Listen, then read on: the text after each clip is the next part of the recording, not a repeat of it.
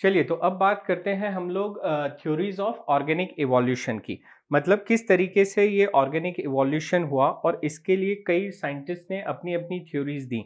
जैसे जैसे जो जो चीज़ें उनको समझ में आती गई, वो उस हिसाब से, क्योंकि ये जिज्ञासा हमेशा ही ह्यूमंस में रही है, कि किस तरीके से किसी भी ऑर्गेनिज्म का आज जो पाई जाती हैं स्पीशीज पाई जाती हैं, जितने भी तरह के ऑर्गेनिजम्स पाए जाते हैं, और सबसे बड़ी बात तो जो हम पाए जाते हैं, ह्यूमंस पाए जाते हैं, तो वो एक्चुअली में किस तरीके से उनका इवोल्यूशन हुआ है, किस तरीके से वो आज जिस अवस्था में है उस अवस्था तक पहुंचने में उनका इवोल्यूशन किस तरीके से हुआ है, इसकी हमेशा से ही जिज्ञासा रही है। और अलग अलग समय पे अलग अलग साइंटिस्ट ने इस क्वेश्चन को आंसर करने की कोशिश करी।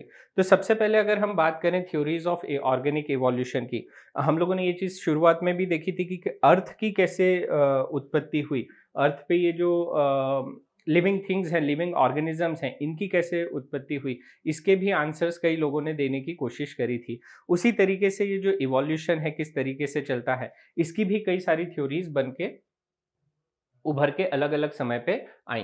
तो these theories of organic evolution जो थ्योरीज हैं, उनमें सबसे पहले नाम आता है, हम सभी को पता है, लेमार्किज्म। सो लेमार्किज्म, लेमार्क जो थे एक साइंटिस्ट हुए हैं और उन्होंने ये चीज कहा था कि जो इवोल्यूशन है ये होता है आपका use and disuse of organ. मतलब किसी भी जनरेशन में जो भी आप स्पीशीज कहें, अब स्पीशीज में क्या होता है कि अम, अपने एनवायरनमेंट के हिसाब से हम लोगों ने सभी ने बात करी है कि कोई भी हैबिटेट में जब भी कोई ऑर्गेनिज्म होता है तो वो अपने आप को उस हैबिटेट के अनुसार ढालता है और उसके अनुसार ढलने की कोशिश करता है। तो यही चीज लेमार्क ने पकड़ी कि जो ऑर्गेनिजम्स हैं वो अपने पूरे लाइफ स्पैन में अपने हैबिटेट के अनुसार जो भी हैबिटेट में चेंजेस आते हैं और जिससे उनकी लाइफ ज़्यादा अच्छी हो सके, बेहतर हो सके और वो ज़्यादा से ज़्यादा रिप्रोड्यूस कर सकें। तो ऐसी कंडीशन बनाने के लिए वो कुछ ना कुछ कैरेक्टर्स को एक्वायर करता है। अपने पूरे लाइफ स्पैन में वो कुछ ना कुछ कैरेक्टर्स को एक्वायर करता हुआ चला जाता है ताकि वो अपने एनवायरनमेंट से एडजस्ट कर पाए।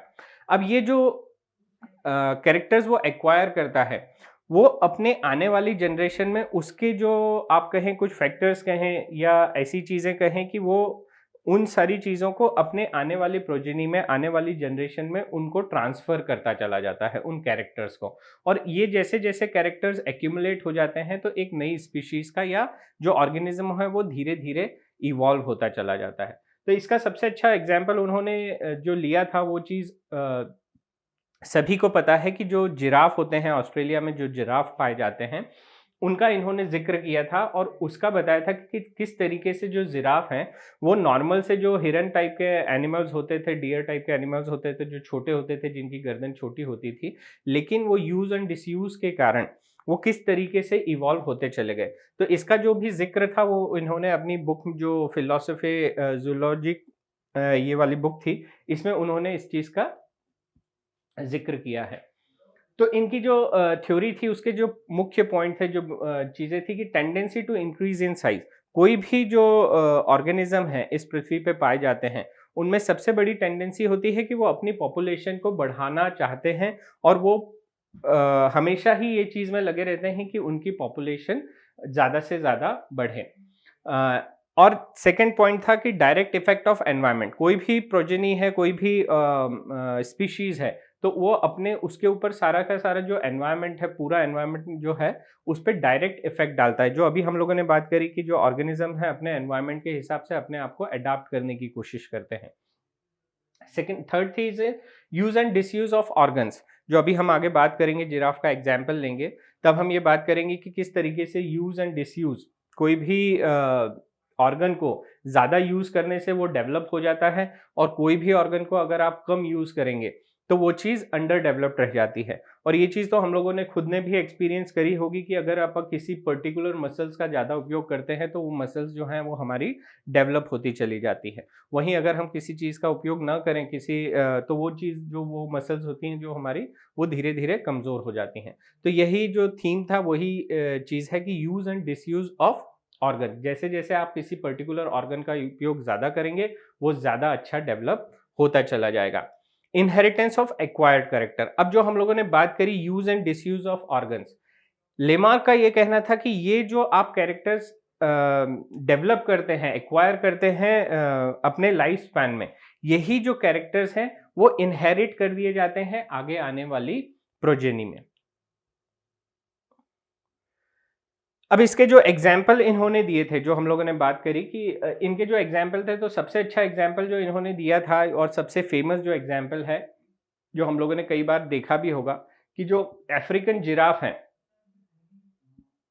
elongation of neck and passing this acquired character to succeeding generation, जो उनकी गर्दन है वो धीरे धीरे लंबी होती चली गई और वो उन्होंने वो जो एक्वायर्ड कैरेक्टर था वो अपनी आने वाली जनरेशन में पास ऑन कर दिया।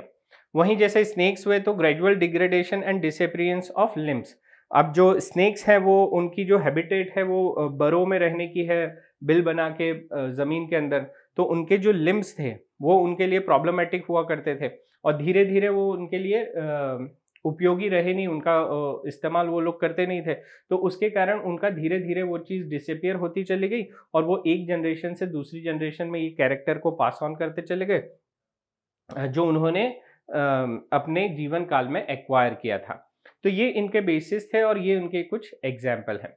वही हम लोगों ने बात करी कि जो जिराफ का था, तो जिराफ जो थे शुरुआत में लेमार्क मानते थे कि ये जो जिराफ थे ये पहले गोट टाइप के या जो डियर टाइप के आप कहें हिरन जैसे एनिमल्स थे, वैसे ही एनिमल्स हुआ करते थे और शुरुआत में जो जिस हैबिटेट में वो रहते थे वहाँ पे खाने की मात्रा काफ़ी ज़्यादा थी। आप कहें घास या जो वेजिटेशन था वो काफ़ी ज़्यादा हुआ करता था। तो उसके कारण उनको खाने की कमी नहीं थी और नॉर्मली उनकी जो गर्दन की लंबाई थी वो नॉर्मल थी। और वो अपने जो ग्राउंड था उसी पे फूड को ले लिया करते थे। लेकिन जैसे-जैसे अब इस अवस्था में क्योंकि फूड की मात्रा काफ़ी ज़्यादा है, तो इनकी जो पॉपुलेशन है, जो हम लोगों ने फर्स्ट पॉइंट की बात करी कि इनहेरिट क्वालिटी होती है किसी भी ऑर्गेनिज्म की, वो अपनी पॉपुलेशन को बढ़ाता है। तो धीरे-धीरे इनकी पॉपुलेशन जो है वो बढ़ने लगी। अब जब पॉपुलेशन बढ़ने लगी तो जो खाना होगा वो धीरे-धीरे कम होता जाएगा या कम पड़ने लगेगा। अब जब धीरे-धीरे खाना कम पड़ने लगा, तो कुछ जानवरों ने धीरे-धीरे गर्दन को ऊपर उठाना चालू किया और उन्होंने ऐसी झाड़ियों को खाना शुरू किया, जो नॉर्मल हाइट से थोड़ी ऊपर हुआ करती थी। अब जैसे-जैसे ये चीज़ होने लगेगी, तो क्या होगा? उन एनिमल्स को बेनिफिट मिलेगा जिनकी थोड़ी-सी गर्दन लंबी है, या आप ये कहें कि वो कोशिश करते रहेंगे कि हम ऊपर से जो श्रब्स हैं, उनको खाने की कोशिश करते रहेंगे और उसके कारण उनके लाइफ स्पैन में कुछ मसल्स इस तरह की डेवलप हो जाएँगी या कुछ थोड़ा-सा उनमें चेंज आ जाएगा, गर्दन में थोड़ा-सा चेंज आ जाएगा और गर्दन थोड़ी-सी उनकी लंबी होती चली जाएगी। अब जैसे-जैसे ये कैरेक्टर उनमें डेवलप होता जाएगा और ये कैरेक्टर उनके आने वाली प्रोजेनी में पहुँचा दिया जाएगा। अब इस कंडीशन में इनके पास में एक एडेड एडवांटेज हो गया।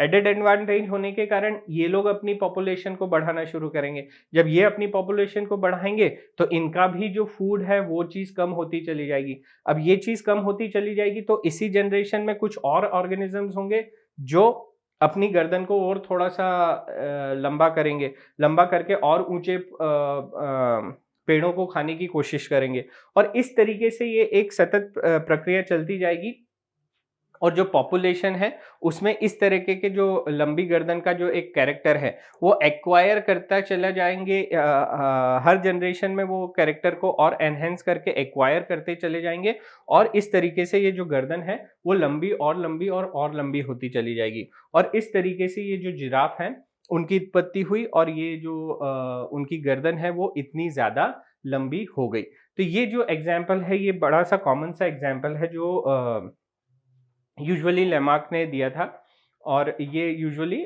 कंसीडर किया जाता है। अब लेमार्क की इस थ्योरी को सपोर्ट करने वाले भी कई लोग थे, जैसे कि समर्स में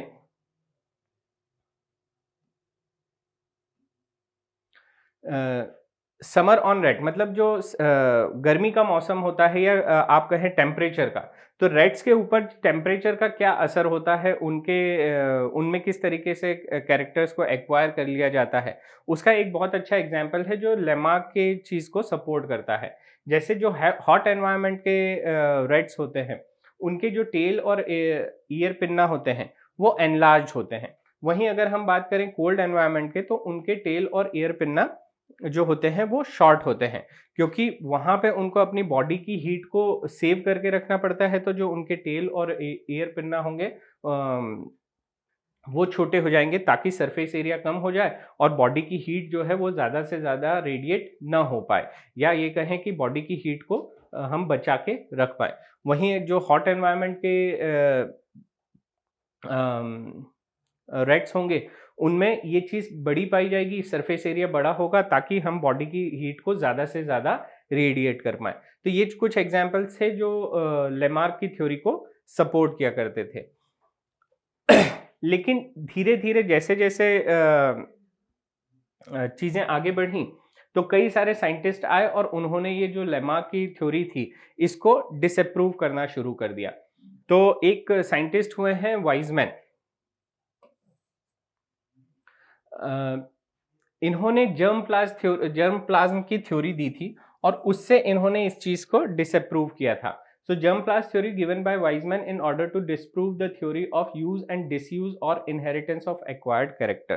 तो ये जो यूज एंड डिसयूज करने के कारण एक्वायर करना कैरेक्टर्स को और उसी को पास ऑन कर देना आगे वाली जनरेशन में, इस पूरी थ्योरी को इन्होंने डिसअप्रूव किया। और इन्होंने बताया कि जो जर्म प्लाज्म होता है, जिसको हम आज के डेट में स्पर्म या ओवा के तौर पे लेते हैं, तो स्पर्म और जो ओवा होता है ये इमॉर्टल होता है और जो भी कैरेक्टर्स होते हैं वो इन्हीं के द्वारा आगे बढ़ाए जाते हैं। मतलब कोई भी जनरेशन में ये जो स्पर्म और ओवा हैं, उनके अंदर जो कैरेक्टर्स होंगे वही आगे बढ़ाए जाएंगे, ना कि जो नॉर्मल कैरेक्टर्स आप एक्वायर कर लेते हैं वो चीज़ को आगे बढ़ाया जाएगा। सो वाइजमैन ने एक्सपेरिमेंट किए, कई सारे एक्सपेरिमेंट किए और ये चीज़ दर्शाने की कोशिश करी कि जो लेमार्क हैं उनकी जो थ्योरी है वो किस तरीके से गलत है। तो Weismann experimented on white mouse, he continued cutting the tail. उन्होंने क्या किया, जो व्हाइट माउस थे उनकी टेल को, न्यूबॉर्न जो हो रहे थे उनकी टेल्स को वो हमेशा जैसे ही बॉर्न होते थे उसको काट दिया करते थे फॉर मैनी जनरेशन, और ये उन्होंने जनरेशन टू जनरेशन करते चले गए। Yet there was no hereditary effect and even upon the length of tail. तो अब ये चीज अगर लेमार्क की थ्योरी सही थी, तो जैसे ही बच्चा पैदा हुआ और उसकी पूंछ काट दी, अब पूंछ काटने से क्या हुआ, वो पूरी लाइफ लॉन्ग अपना जो भी उसने जीवन जिया उसमें उसने पूरा का पूरा जीवन बिना पूंछ के जिया। अब अगर यही वाला कैरेक्टर, क्योंकि वो अपनी पूंछ को यूज नहीं कर पाया, तो यही वाला जो कैरेक्टर है आगे आने वाली जनरेशन में पास ऑन होना चाहिए। लेकिन देखा यह गया कि जैसे जैसे नए नए चूहे उन्हीं से बनते गए और हर बार जो थे वाइजमैन वो उसकी पूंछ को काटते जाते थे, कई जनरेशन तक भी पूंछ के ऊपर कोई भी असर नहीं पाया गया। मतलब ना तो पूंछ का आकार छोटा हुआ, ना ही पूंछ गायब हुई। लेकिन लेमा के थ्योरी के हिसाब से ये चीज होना चाहिए थी, जो कि वहां पे मौजूद नहीं थी। अब इसी के बाद में कंसेप्ट आता है नियो लेमार्किज्म का। अब यहीं पे एक चीज मैं और बताना चाहूंगा कि इस थ्योरी को जब इस तरीके से वाइजमैन ने डिसअप्रूव किया, तो वहां पे इसके कुछ सपोर्टर भी थे और उनका सीधा सीधा ये कहना था कि लेमार्क जो कह रहे थे वो ये बात कह रहे थे कि जो कैरेक्टर ऑर्गेनिज्म अपने आप से एक्वायर कर लेता है, यहाँ पे जो वाइजमैन है उन्होंने कोई सा कैरेक्टर चूज करवाने की कोशिश करी है। लेकिन अगर कोई ऐसा कैरेक्टर है जो ऑर्गेनिज्म खुद से एक्वायर करे, तो वो जो कैरेक्टर है वो आगे आने वाली जनरेशन में पास ऑन होता है। इस चीज को भी हम आगे समझेंगे कि वो किस तरीके से जस्टिफाई होती है हमारी मॉडर्न थ्योरी के हिसाब से। तो इसके बाद में जो वाइजमैन थे इन्होंने एक नई थ्योरी दी जिसका नाम था neo Lamarckism. And neo Lamarckism कहती है कि जेनेटिक और क्रोमोसोमल चेंजेस में occur due to change in environment और यूज एंड डिसयूज। अब जो क्रोमोसोम में चेंज आता है या जो जीन्स में चेंज आता है वो यूज और डिसयूज होने के कारण क्रोमोसोम्स के अंदर या उन पे जो जीन्स पाए जाते हैं उसमें वो चेंज आ जाता है। तो इन्होंने उन दो थ्योरीज को कंबाइन करने की कोशिश करी। Their changes effect some physical and chemical changes in the germ plasm means leads to change in genes और जर्म प्लाज्म। मतलब वो जर्म प्लाज्म में चेंज कर रहा है, जो अभी हम लोगों ने बात करी कि जीन्स में वो चीजें चेंज ला रही हैं and reaches to next generation. और जब ये जीन्स में चेंज आ जाएगा तो यही कैरेक्टर जो है वो आगे आने वाली प्रोजेनी में ट्रांसफर कर दिया जाएगा। तो दिस इज कॉल्ड एज नियोलेमार्किज्म कि जो यूज एंड डिसयूज होने के कारण, कोई भी ऑर्गन का यूज और डिसयूज होने के कारण उसके अगर वो चीज जर्म प्लाज्म में मतलब क्रोमोसोम्स में या उनके ऊपर मौजूद जीन्स के अंदर कोई सा चेंज लेके आ पाती है तो वो चीज को आगे प्रोजेनी में ट्रांसफर किया जाता है। लेकिन बाकी के जो कैरेक्टर्स हैं उनको आगे की जनरेशन में ट्रांसफर नहीं किया जाएगा। So this is the theory of neo-Lamarckism. चलिए तो अब बात करते हैं theory of natural selection, that means Darwinism. जो थ्योरी डार्विन के द्वारा प्रपोज की गई। सो डार्विन ने एक बुक लिखी थी origin of species bye means of natural selection. किस तरीके से एक स्पीशीज का ओरिजिन होता है bye means of natural selection, that means nature किस तरीके से ये डिसाइड करता है कि कौन से ऑर्गेनिजम्स रहेंगे, किस जो बेहतर अडाप्ट कर पाएंगे अपने एनवायरनमेंट को वही इस दुनिया में रहेंगे, और जो अडाप्ट नहीं कर पाएंगे वो धीरे धीरे नेचर उनको डिस्कार्ड करता हुआ चला जाएगा और किस तरह से नई स्पीशीज का फॉर्मेशन होगा। दैट मीन्स किस तरीके से इवोल्यूशन आगे बढ़ेगा। So evolution is descent is recent with changes. That means कि जो बेहतर होगा, जो एनवायरनमेंट के साथ में बेहतर अपने आप को एडजस्ट कर पाएगा वही इस एनवायरनमेंट में सरवाइव कर पाएगा। बाकी जितने भी लोग होंगे वो स्पीशीज से या वो लोग पॉपुलेशन में से बाहर निकलते जाएंगे या फिर एक्सटिंक्ट होते चले जाएंगे। और जैसे जैसे ये चीज़ होती जाएगी तो एक जो स्पीशीज है, एक ऑर्गेनिज्म है, वो इवॉल्व होता चला जाएगा और may be with a long span of time वो एक नई स्पीशीज में बदलता चला जाएगा। दैट मीन्स जो उसके एंसेस्टर्स होंगे उससे वो काफ़ी ज़्यादा डिफरेंट होता चला जाएगा। तो ये था हमारा डार्विन का बेसिक प्रिंसिपल, और ये इन्होंने दिया था origin of species with natural selection, ये इनकी बुक थी। अब डार्विन को ये थॉट किस तरीके से आया, कहाँ से उन्होंने ये थॉट को लेके आए, तो जैसे जैसे उन्होंने अपनी स्टडीज शुरू करी तो वो गए थे, हम लोगों ने बात करी थी कि साउथ अमेरिकन आइलैंड्स हैं, कुछ गैलापागोस आइलैंड्स हैं, ये अराउंड 20 आइलैंड्स का एक समूह है जो साउथ अमेरिका के पास में पड़ता है। तो वहाँ पे हम लोगों ने डार्विन फिंचेस की बात करी थी, जो स्पैरो लाइक्स हमारी जो नॉर्मल गौरैया चिड़िया होती है स्पैरो, तो उनके जैसी फिंचेस वहाँ पे पाई जाती थी। और जिस तरीके से ये फिंचेस जो हैं वहाँ से साउथ अमेरिका से जब ये गैलापागोस आइलैंड, ये 20 डिफरेंट काइंड्स ऑफ आइलैंड हैं, वहाँ पे ये चली गई, तो इनमें किस तरीके के अडेप्टेशन हुए, किस तरीके के डेवलपमेंट हुए, और वो किस तरीके से जो एक ही वैरायटी थी वो अलग अलग वैरायटीज़ में बदल गई। दैट मीन्स उनका किस तरीके से स्पेशिएशन हुआ या वो नई स्पीशीज में किस तरीके से फॉर्म हो गई। तो इन सारी चीज़ों के बारे में उन्होंने स्टडी करी, और उनका ये जो शिप था HMS बीगल, तो HMS बीगल पे ये निकले थे अपने पूरे इस चीज़ को करने के लिए, ये पूरी जर्नी करने के लिए, जहाँ पे उन्होंने ये गैलापागोस आइलैंड पे अपनी फिंचेस के बारे में स्टडी किया।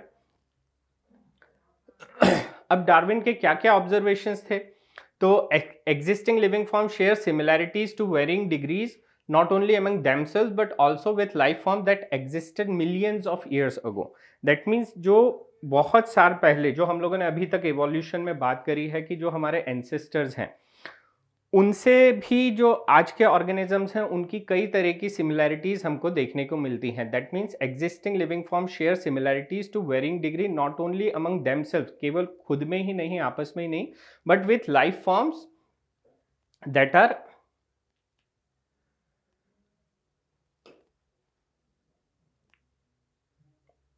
Life form that existed millions of years ago, मतलब जो काफी समय पहले से यहाँ पे मौजूद थे और उनसे जो आगे हमारी जो इवोल्यूशन हुआ, दूसरी स्पीशीज बनी, उनमें सिमिलैरिटीज आज भी अपने एंसेस्टर्स की देखी जाती हैं। उनको अगर हम देखें तो वो हमको उनमें काफी समानता मिलती है। वहीं the geological history of earth correlates with the biological history of earth. तो अगर हम बायोलॉजिकल हिस्ट्री और अर्थ की पूरी हिस्ट्री देखें, जो हम लोगों ने बात करी थी कि पैंजिया था पहले, एक पूरा जो मास था, लैंड मास था, वो केवल एक पूरा ही मास हुआ करता था और धीरे धीरे उसमें सेग्रीगेशन हो गए ड्यू टू टेक्टोनिक प्लेट्स के जो मूवमेंट हुए, उसके कारण अलग अलग कॉन्टिनेंट्स में बढ़ते चले गए, छोटे छोटे द्वीप बनते चले गए और कई जो ऑर्गेनिजम्स थे वो इन द्वीपों में फंसने के कारण, अलग अलग जगह होने के कारण और एक उनके बीच में आप ये कहें कि एक बैरियर सा बन गया, उसके कारण इंटरब्रीडिंग में चेंज आ गए,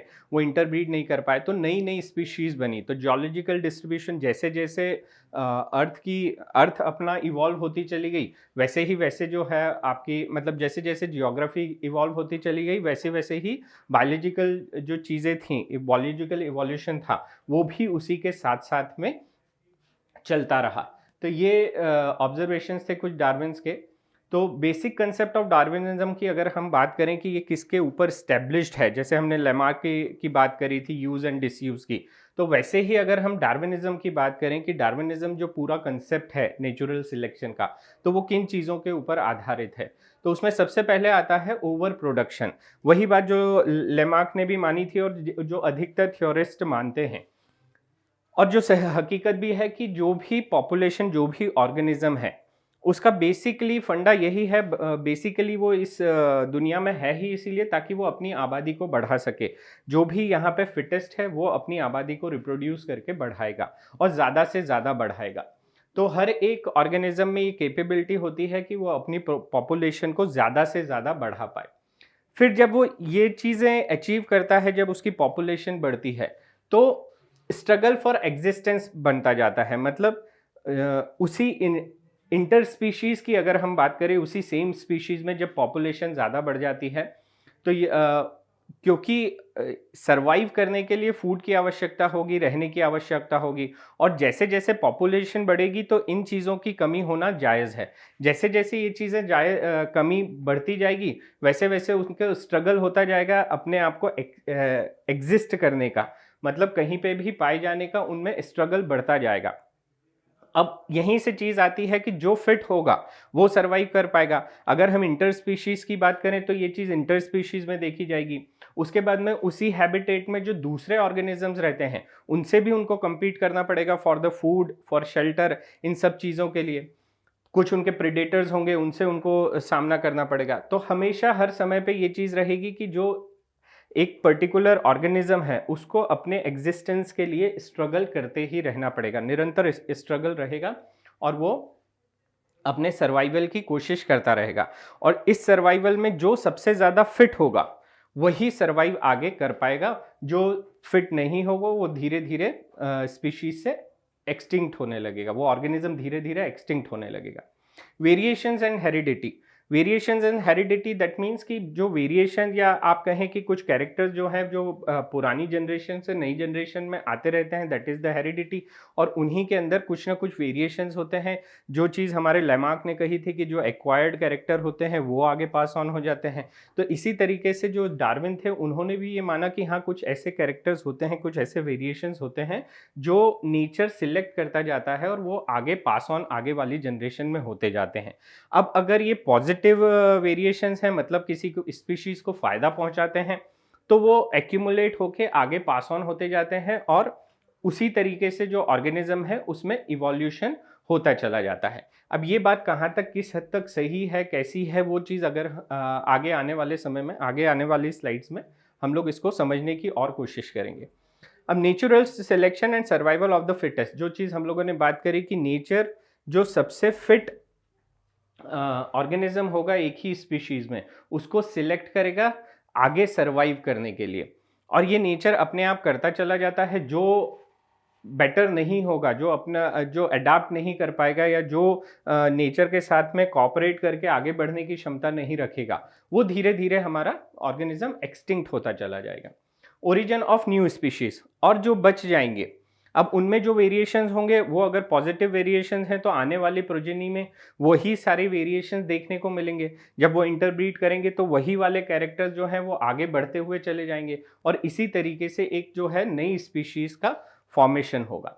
तो ये जो कंसेप्ट है ये डार्विन के जो कंसेप्ट थे इन्हीं के बेसिस पे इन्होंने अपनी थ्योरी दी थी, थ्योरी ऑफ नेचुरल सिलेक्शन। काफ़ी ज़्यादा एक्सेप्टेड थ्योरी है ये, लेकिन इसके बाद में भी इसमें भी जो कुछ कमियां थी उनको आगे चल के रिमूव किया गया और इसके बाद में हमारी मॉडर्न थ्योरी ऑफ इवोल्यूशन आई है।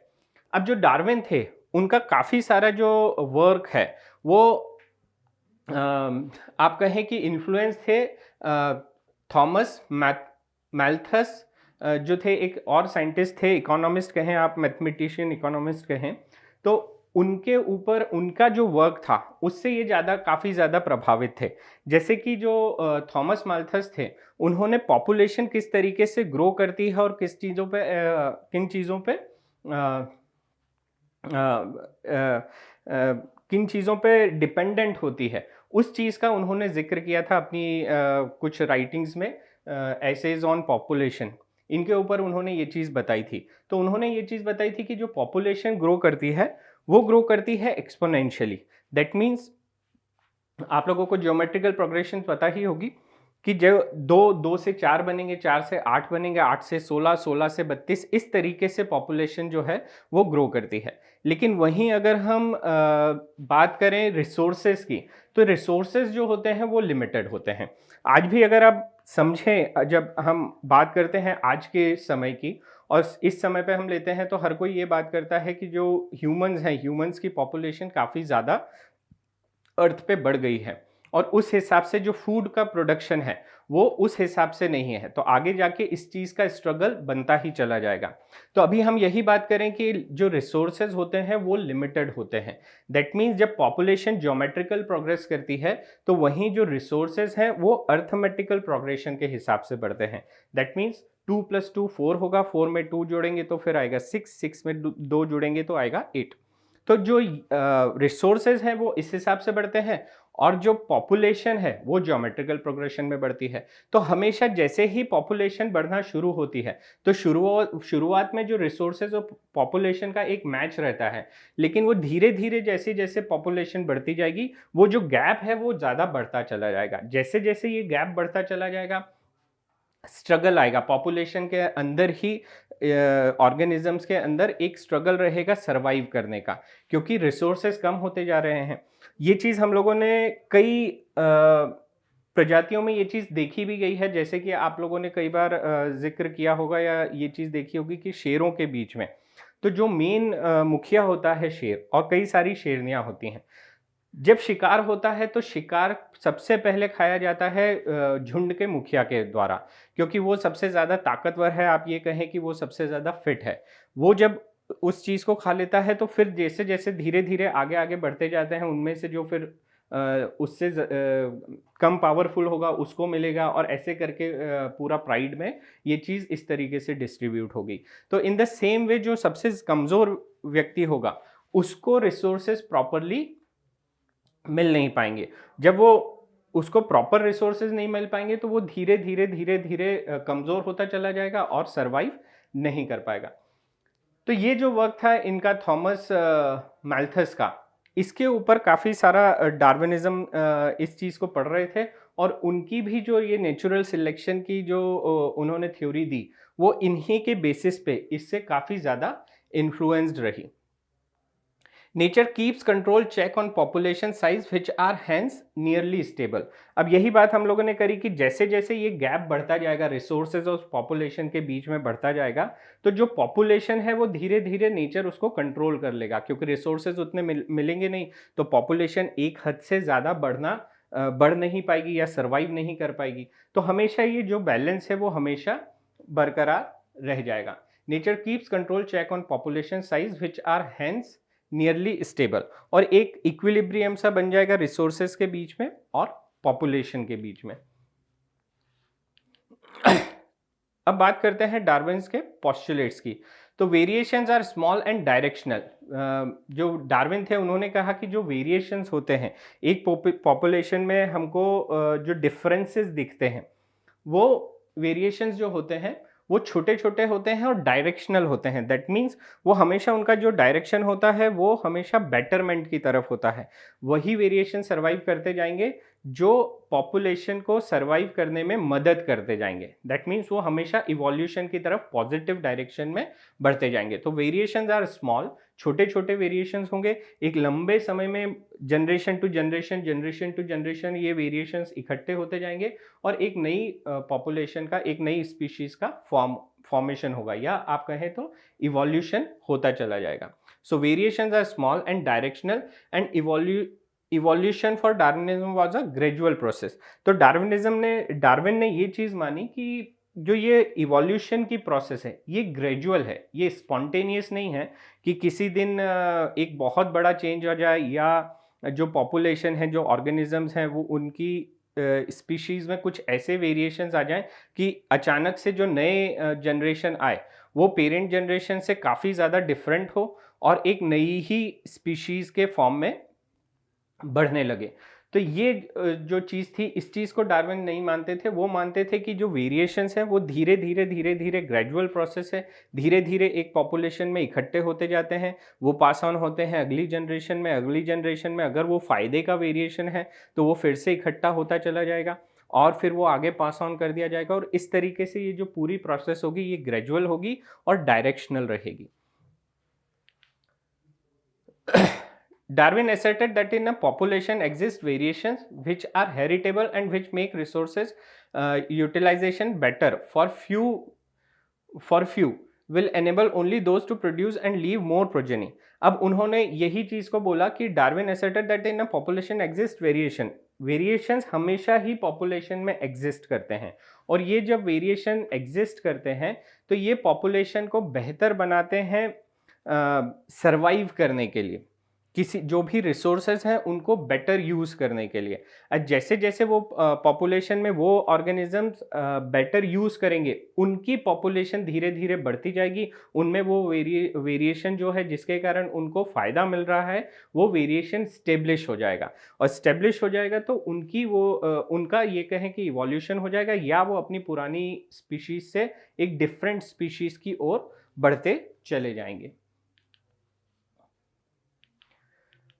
तो ये जो थी ये पूरी हमारे डार्विन की पूरी थ्योरी थी नेचुरल सिलेक्शन की कि किस तरीके से एक ऑर्गेनिजम्स जो पॉपुलेशन होती है वो किस तरीके से आगे इवॉल्व होती है। अब उसी समय पे कुछ और साइंटिस्ट थे जैसे Alfred Wallace, a naturalist who worked in Malaya Archipelago and also came to similar conclusion. तो वहाँ पे उस समय पे और दूसरे साइंटिस्ट भी इसी तरीके का काम कर रहे थे अलग अलग ऑर्गेनिजम्स पे और वो भी इसी तरीके के कंक्लूजन्स पे आए जो डार्विन थ्योरी दे रहे थे उसी तरीके की बातें इन लोगों ने भी कही थी। दैट मीन्स जो डार्विन की थ्योरी थी उसको आप कहें तो एक तरीके से पॉजिटिव रिएक्शन मिल रहा था फेटर्निटी से। When we describe this world, we describe evolution as a process। अब जो आपने स्टोरी ऑफ अर्थ की बात करी तो स्टोरी ऑफ अर्थ में भी हम लोगों ने देखा कि किस तरीके से ये अर्थ की जो है पूरा जो इवोल्यूशन है फ्रॉम हमारे यूनिवर्स की ही अगर हम बात करें तो किस तरीके से सोलर सिस्टम बना, सोलर सिस्टम में प्लैनेट्स बने, प्लैनेट्स में जो हमारी अर्थ थी वो किस तरीके से कूल डाउन हुई, जो आप कहें कि एटॉमिक जो एलिमेंट्स थे वो एटॉमिक स्टेट में मिलते थे, किस तरीके से मॉलिक्यूल्स बने, किस तरह से हमारे इनऑर्गेनिक मटेरियल से ऑर्गेनिक मटेरियल्स बने। तो जिस तरीके से एक प्रोसेस के थ्रू ये चीज़ हुई है उसी तरीके से जो है हमारा इवोल्यूशन जो है वो इवोल्यूशन भी इसी तरीके से एक प्रोसेस की तरह फ्लो होता हुआ चल रहा है। When we describe the story of life on earth, we treat evolution as a consequence of a process called natural selection. और यही चीज़ उन्होंने बोली कि जिस तरीके से पृथ्वी का इवोल्यूशन हुआ है, तो जो स्पीशीज़ में, जो ऑर्गेनिजम्स में भी इवोल्यूशन हो रहे हैं, नई नई स्पीशीज़ बन रही हैं, ये एक ग्रेजुअल प्रोसेस है। मतलब ये एक सतत प्रक्रिया है जो चलती रहती है जनरेशन टू जनरेशन, और काफ़ी लंबे समय के बाद में एक नई पॉपुलेशन या एक कहें तो नई स्पीशीज़ का जन्म हो जाता है। So evolution is not a directed process in the sense of determinism. It is a stochastic process based on chance events in nature and chance mutations in the organisms. अब जो डार्विन कहते जा रहे थे कि भाई ये एक जो प्रोसेस है इवोल्यूशन की, ये एक डायरेक्टेड प्रोसेस है और ये धीरे धीरे सतत प्रक्रिया है, धीरे धीरे चलती रहती है और ग्रेजुअली एक पॉपुलेशन का, एक स्पीशीज का इवोल्यूशन होता है। लेकिन वहीं कई लोगों ने ये चीज़ मानी कि जब कई सारे एक्सपेरिमेंट हुए तो वहाँ पे ये पाया गया कि जो पेरेंट जनरेशन से नई जनरेशन बनी है वो एकदम ही डिफरेंट आ गई है। मतलब उसमें काफ़ी ज़्यादा इतने ज़्यादा चेंजेस आ गए हैं कि वो एक नई तरीके की स्पीशीज़ ही बन गई है। तो यहाँ पे ये चीज़ पता चलती है कि जो इवोल्यूशन है वो डायरेक्ट प्रोसेस ना होके क्या चीज़ हो रही है, एक स्टोकेस्टिक प्रोसेस हो रही है। दैट मीन्स वो इमीडिएटली एक ही जनरेशन से अगली जनरेशन में ही जैसे पहुंचे, तो वहां पे ही इतने ज़्यादा वेरिएशंस आ गए हैं कि अब वो जो चीज़ नए ऑर्गेनिजम्स आए हैं वो एक डिफरेंट स्पीशीज ही बन गए हैं। तो ये वाली जो चीज़ थी ये हमारे डार्विनिज्म को थोड़ा सा निगेट करती थी, कि जो बोलते थे कि जो इवोल्यूशन की प्रोसेस है वो सतत प्रक्रिया है। लेकिन यहाँ पे ये पाया गया कि ये चीज़ एक स्टोकेस्टिक प्रोसेस है, मतलब इमीडिएटली हो जाती है, इंस्टेंटेनियसली हो जाती है, या कहें हम स्पॉन्टेनियस प्रोसेस है। Events in nature and chance mutations in the organisms. और जब ये चीज़ हम लोगों ने सभी ने पढ़ा है जेनेटिक्स वगैरह इस चीज़ में कि ये चीज़ होती है म्यूटेशंस के कारण। और आज के समय में हम ये चीज़ और अच्छे से समझ पा रहे हैं जब हम ये चीज़ को कोविड से रिलेट करके देखते हैं कि किस तरीके से वायरस जो है वो अपने नए नए वेरिएंट्स लेके आ रहा है। मतलब उसके जेनेटिक मटेरियल में कुछ ना कुछ कोड्स में कुछ ना कुछ चेंजेस आ रहे हैं, जिससे एक नई वैरायटी के रूप में वो उभर के आ रहा है और नए तरीके की प्रॉब्लम क्रिएट कर रहा है। तो ये एक जो है वो कह सकते हैं आप कि ये एक स्टोकेस्टिक प्रोसेस की तरह एक्ट कर रहा है।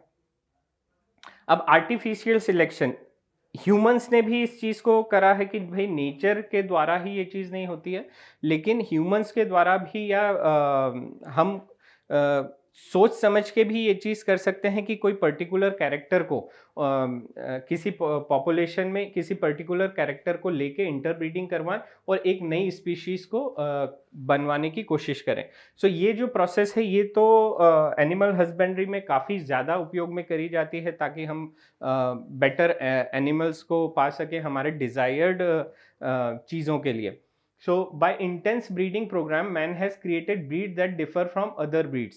जैसे कि डॉग्स की बात करें हम, तो डॉग्स की जितनी भी प्रजातियां पाई जाती हैं वो सारी जो प्रजातियां हैं वो ह्यूमंस के द्वारा क्रिएट करी गई हैं, और वो आपस में आज भी इंटरब्रीड कर सकती हैं। तो आप लोगों ने देखे होंगे पोमेरियन कुत्ते होते हैं और जर्मन शेपर्ड्स, वो देखने में जितने ज़्यादा डिफरेंट रहते हैं वो एक्चुअली में सेम ही स्पीशीज़ है, लेकिन उनके डिज़ायर्ड कैरेक्टर को लेके जब उनकी ही आपस में इंटरब्रीडिंग करवाई गई तो इतनी ज़्यादा वेराइटीज़, अराउंड 400 से भी ऊपर वेराइटीज़ जो हैं वो हम लोगों ने इन एनिमल्स की क्रिएट कर ली। तो ये जो पॉइंट्स हैं ये हमारे जो डार्विन की थ्योरी थी उसको निगेट करते हैं। सेम ही चीज़ अगर आप लोगों को ध्यान हो तो हम लोगों ने पढ़ी हुई है कॉलीफ्लावर के लिए। छोटी क्लासेस में हम लोगों ने पढ़े थे कि जिस तरीके से ब्रोकली होती है, आपकी कैबेज होती है, आपकी कॉलीफ्लावर होता है, ये एक्चुअली में ये तीनों चीज़ें एक ही हैं। और ह्यूमंस ने अपने डिज़ायर्ड कैरेक्टर के साथ में इनको जब डिजायर्ड कैरेक्टर को ही इंटरब्रीड करवाते रहे तो इस तरह की जो है ये वैरायटी डेवलप हो गई, जैसे broccoli, cauliflower and different kinds of cabbage. तो यहीं पे बात करते हैं हम, अब जो डार्विन ने जो थ्योरी दी थी उसके कुछ क्रिटिक्स भी थे। क्रिटिक्स ने उनको क्रिटिसाइज किया कि नहीं ये चीज़ें नहीं होती और क्या चीज़ें कमियां रह गई थी जिसको डार्विन की थ्योरी एक्सप्लेन नहीं कर पा रही थी। So Darwin didn't have the knowledge of genetics, genetics का उनको उस समय पे नॉलेज था नहीं, और मेंडल का जो वर्क था, या आप कहें जेनेटिक्स पे उतना ज़्यादा वर्क हुआ नहीं था, क्रोमोसोम्स या आप जीन्स की बात करें तो वो उस समय पे उतने ज़्यादा नॉलेज उसको उनको उतनी ज़्यादा नॉलेज इस चीज़ की थी नहीं, तो वो उसका कोई भी सेटिस्फैक्टरी आंसर नहीं दे पाए कि ये चीज़ें कैसे होती हैं। So he doesn't have a knowledge of genetics and he had no satisfactory explanation for the cause, origin और इनहेरिटेंस ऑफ वेरिएशन, कि ये जो वेरिएशंस हैं ये क्यों हो जाते हैं, और ये वेरिएशंस होने के बाद में ये इनहेरिट क्यों किए जा रहे हैं, एक स्पीशीज से दूसरी स्पीशीज में किन कारणों से ये वेरिएशंस आते हैं और किस कारण से ये आगे बढ़ा दिए जाते हैं और किस तरीके से बढ़ा दिए जाते हैं। Only explain the survival of the fittest, उनकी थ्योरी में ये चीज तो समझ में आ रही थी कि सर्वाइवल ऑफ द फिटेस्ट तो सही बात है कि जो जितना ज्यादा फिट रहेगा एनवायरमेंट के हिसाब से, अपने आप को एडाप्ट कर लेगा, वो सर्वाइव कर पाएगा। लेकिन ये जो फिट ऑर्गेनिज्म है एनवायरनमेंट के हिसाब से, वो फिट ऑर्गेनिज्म एक्चुअली में आता कहां से है। That means only explain the survival of the fittest but was unable to explain the arrival of the fittest. ये जो ऑर्गेनिज्म है जो फिट है, वो एक्चुअली में अपीयर कैसे हो जाता है। किसी भी एक प्रोजेनी में आप एक जनरेशन में अगर हम बात करें तो पेरेंट जनरेशन से अगली जो जनरेशन आती है ऑफस्प्रिंग्स की, उनमें ये फिटनेस वाली चीज आती कहाँ से, ये अराइव कैसे हो जाती है। तो ये चीज को डार्विन जो थे वो समझाने में असमर्थ थे, या इनकी जो थ्योरी थी वो प्रॉपरली एक्सप्लेन नहीं कर पाती थी। Darwin was unable to explain why is a population only a few individual develop useful variations and other have harmful variations. क्यों इस तरीके की चीज होती है कि पॉपुलेशन में थोड़े ही जो ऑर्गेनिजम्स होते हैं उनमें यूजफुल वेरिएशंस आ जाते हैं, वहीं कुछ ऑर्गेनिज्म जो होते हैं, ज्यादातर ऑर्गेनिजम्स में जो वेरिएशंस आते हैं वो हार्मफुल वेरिएशंस होते हैं और वो आगे सर्वाइव नहीं कर पाते। तो इस चीज को जो थे हमारे डार्विन जो थे वो एक्सप्लेन करने में केपेबल, उनकी थ्योरी जो थी वो एक्सप्लेन करने में केपेबल नहीं थी। वहीं बात करें तो वेस्टिजियल ऑर्गन्स की, तो अब जो डार्विन की थ्योरी है अगर हम उस चीज को समझें तो धीरे धीरे जो हमारे वेस्टिजियल ऑर्गन्स थे, ये हमारे बॉडी में से या किसी भी ऑर्गेनिजम्स की बॉडी में जो वेस्टिजियल ऑर्गन्स पाए जाते हैं, इनको एक्चुअली में लंबे समय में पॉपुलेशन में से खत्म हो जाना चाहिए था। लेकिन आज भी इतने सालों के बाद भी वो हमारी बॉडी में पाए जाते हैं, देखे जाते हैं। तो इसका क्या कारण है, इसके लिए भी कोई एक्सप्लेनेशन डार्विन की थ्योरी में नहीं था। Unable to differentiate the somatic and germinal variations, germinal variation और सोमेटिक वेरिएशंस जो थे उनको भी ये थ्योरी जो थी वो प्रॉपरली एक्सप्लेन नहीं कर पाती थी। अब बात करते हैं हम लोग म्यूटेशन थ्योरी की। जो हम लोगों ने बात करी कि जो डार्विन थे वो मानते थे कि जो इवोल्यूशन है ये एक निरंतर प्रोसेस है, ये चलती जा रही है, ग्रेजुअल प्रोसेस है। वहीं अगर हम म्यूटेशन थ्योरी की बात करें, और हम लोगों ने सभी ने पढ़ा है म्यूटेशंस के बारे में, तो ह्यूगो डी वेरिस एक साइंटिस्ट हुए हैं जिन्होंने अपना वर्क किया था इवनिंग प्राइमरोज पे, दैट इज आइनोथेरा लेमार्कियाना।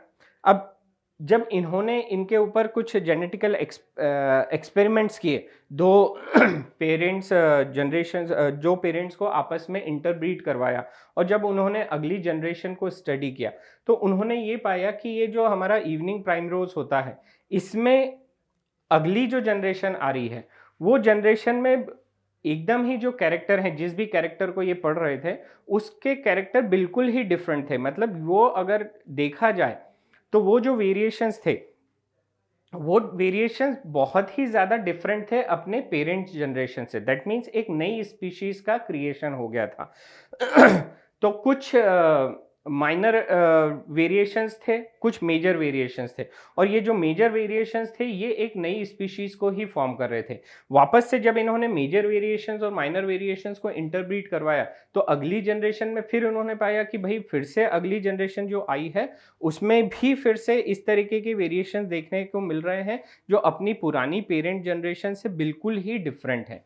दैट मीन्स वहाँ पे भी जो है एक नई स्पीशीज का फॉर्मेशन हो गया, या हम कहें कि उसके जो कैरेक्टर्स हैं वो पिछली वाले पेरेंट से इतने ज़्यादा डिफरेंट हैं कि हम ये बोल सकते हैं कि भाई ये वाली जो ऑर्गेनिजम्स आए हैं वो पिछले वाले से, अपने पेरेंट से बिल्कुल ही डिफरेंट है, and this is a different kind of species. और उन्होंने वहाँ पे इवनिंग प्राइमरोज, ये जो पेरेंट प्लांट थे, उनसे दूसरे जो बने उनको डिफरेंट काइंड ऑफ नाम दे भी दिया।